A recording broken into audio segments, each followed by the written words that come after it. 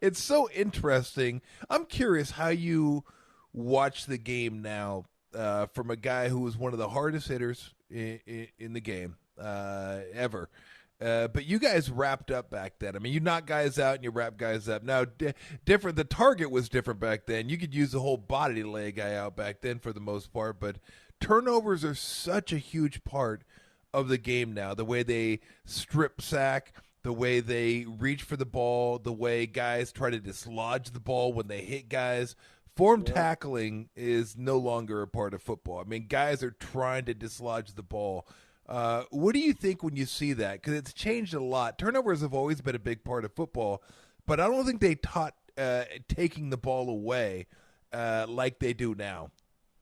Hey, man, you're absolutely right. I think it's fascinating how everyone is trying to find a way to punch the ball, trying to get the ball out. Everybody's trying to find a way to figure out how to dislodge the ball.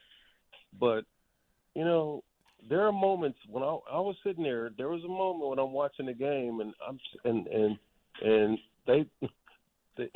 the ball is out there, and Kittle is like, you know, tipping it and tipping it and tipping it, and as he's tipping it, right, I see this guy number 7, and I go, holy smokes, he doesn't bring any wool. Nope. He doesn't bring any wool. He kind of like just dug down, and I was like, you know, and my point is, like, a lot of times people are not prepared to understand that in that moment that you got to do whatever it takes to find a way to not allow him to catch the ball. And my point, though, is that that's sports. And when I was looking at the moment, I was thinking to myself, you know, because it was an exceptional catch, but the concentration of watching his eyes and watching him, you know, bring it in and tipping it and keeping it alive, this one guy go, and it made me realize that, man, sports, sometimes you're not ready for the moment. You know, and sometimes you think you're ready, but you're not ready for the moment. And you got to be ready for all moments, especially playoff moments. Because playoff moments, you know, those picks and the way that they jumped those routes and the way that told me that they were ready for the moment. And, you know, you got to understand, especially going into Philadelphia. I mean, think about this, Tom.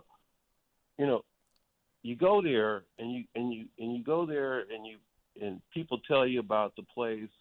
You get there and then you see there's a jail. And you go, what the heck? Veterans Stadium. What do you mean? You got a jail in the stadium? And I remember we're playing Reggie White, and you know we're losing, and John Taylor comes back and scores a touchdown and scores another touchdown. We leave and we get on the bus and we're getting out of there. And I remember sitting there going, man, this is crazy, because the fans there, I mean, they were throwing batteries at you, and so that not only is it a tough place, it's a tough place. It's